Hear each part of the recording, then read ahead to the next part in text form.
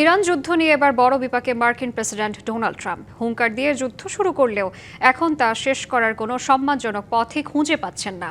যুক্তরাষ্ট্রের মানুষও এখন এই সংঘাতের ঘোর বিরোধী। একাধিক জরিপ বলছে বেশিরভাগ মার্কিনই এখন যুদ্ধ বন্ধের দাবি করছেন। এই যুদ্ধ থেকে আদৌ কোনো ভালো ফল আসবে কিনা তা নিয়েও সন্দিহান তারা। ইরানের সাথে যুদ্ধে জড়িয়ে মার্কিন প্রেসিডেন্ট ডোনাল্ড ট্রাম্প এখন যেন অনেকটাই খেই হারিয়ে ফেলছে। যুক্তরাষ্ট্রের সাধারণ মানুষ এই যুদ্ধ নিয়ে রীতিমতো বিরক্ত। সম্প্রতি ফক্স নিউজের এক জরিপ বলছে নির্দিষ্ট সময়ের মধ্যেই এই সংঘাতের অবসান চান যুক্তরাষ্ট্রের 61% মানুষ।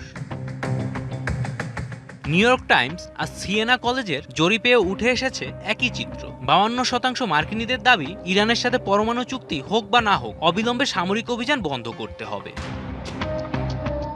শুধু যুদ্ধবিরোধিতাই নয়, মার্কিনীদের চোখে মুখে এখন আতঙ্কের ছাপ। সাধারণ মানুষের ভয় এই যুদ্ধের কারণে খোদ যুক্তরাষ্ট্রের ওপরই সন্ত্রাসী হামলার ঝুঁকি বাড়ছে। বিশ্বমঞ্চেও নষ্ট হচ্ছে দেশের ভাবমূর্তি, আর মধ্যপ্রাচ্য পরিস্থিতি যাচ্ছে নিয়ন্ত্রণের বাইরে।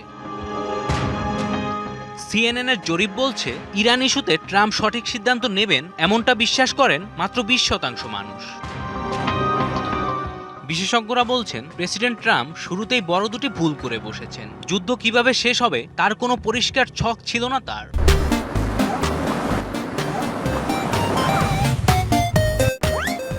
তিনি সফলতার মাপকাঠি এতটা উঁচুতে ধরেছিলেন, এখন নিজেই তা ছুঁতে পারছেন না।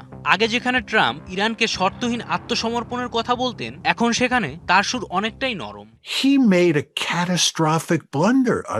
ট্রাম্প যেসব বড় বড় কথা বলেছিলেন তার কোনোটিই সত্যি হয়নি। আমরা চাই দ্রুত এই সংঘাত বন্ধ হোক, কারণ এর মাসুল গুনতে হবে সাধারণ মানুষকে।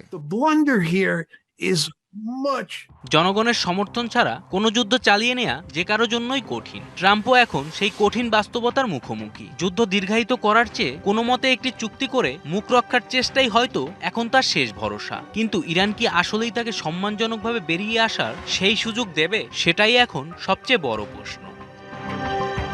জয় রায়, ডিবিসি নিউজ ডেস্ক।